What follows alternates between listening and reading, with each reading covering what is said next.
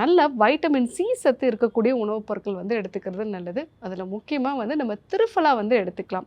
கடுக்காய், நெல்லிக்காய், தாண்டிக்காய், அதே மாதிரி வந்து நெல்லிக்காய் நம்ம ஃப்ரெஷ்ஷாகவும் வந்து எடுத்துக்கலாம். இதில் வைட்டமின் சி சத்து வந்து அதிகமாக வந்து இருக்குது. அதே மாதிரி நீங்கள் வைட்டமின் சி சத்து அதிகமாக இருக்கக்கூடிய கொய்யா இந்த மாதிரி பழங்களும் வந்து நிறைய எடுத்துக்கிட்டீங்க அப்படின்னா உங்களுடைய அந்த கொலாஜன் உற்பத்தியை அது வந்து தூண்டும். அதே மாதிரி அசைவம் சாப்பிடக்கூடிய நபராக இருந்தீங்க அப்படின்னா எலும்பு சூப் மாதிரி வந்து எடுத்துக்கிறது நல்லது.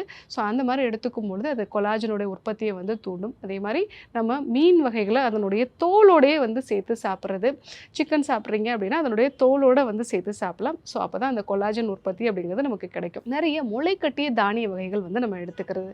ஸோ முக்கியமாக அந்த முளைக்கட்டிய பச்சை பருப்பு, பச்சை பயறு, அதே மாதிரி வந்து கொண்டைக்கடலை இதெல்லாம் நீங்கள் எடுத்துக்கிட்டீங்க அப்படின்னா கொலாஜன் உற்பத்தி அப்படிங்கிறது நல்லா இம்ப்ரூவ் ஆகும். இது கூட நல்ல ஆன்டி ஆக்சிடென்ட்ஸ் இருக்கிற மாதிரியான மூலிகைகளும் வந்து எடுத்துக்கலாம்.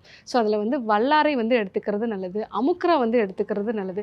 ஸோ இது எல்லாமே நல்ல ஆன்டி ஆக்சிடென்ட்ஸ் தன்மை இருக்கிறதுனால இந்த கொலாஜன் உற்பத்தியை உங்களுக்கு அதிகப்படுத்தும். ஸோ இதெல்லாம் நீங்கள் வந்து ஃபாலோ பண்ணீங்க அப்படின்னாலே ஸோ உங்களுடைய மூட்டுகள் வந்து நல்லா பலப்படும், ஸ்கின் நல்லா வந்து ஹெல்த்தியாக இளமையாக வந்து இருக்கும். மிக முக்கியமாக இதய சம்பந்தமான பிரச்சனைகள் வராமல் நம்ம தடுத்துக்கலாம்.